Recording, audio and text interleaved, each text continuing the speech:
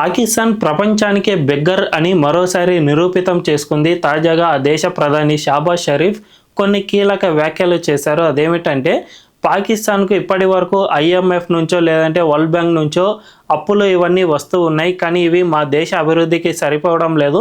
మాకు ఇతర దేశాలన్నీ కూడా పర్సనల్గా ఎయిడ్ను ప్రతి సంవత్సరం కేటాయిస్తూ రావాలి.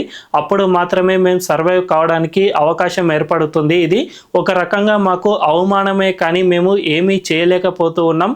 మా దేశంలో ఆర్థిక వ్యవస్థ బాగా దిగజారిపోయింది. కాబట్టి మీరు ఖచ్చితంగా ఈ విధంగా పర్సనల్గా ఎయిడ్ను మాకు ప్రొవైడ్ చేస్తే మేము అభివృద్ధిలోకి వస్తాం అని అడుక్కునే పరిస్థితికి వచ్చింది అంటే ఖచ్చితంగా ఇందులో మన భారత ప్రయత్నం చాలా ఎక్కువగానే ఉందని చెప్పుకోవచ్చు.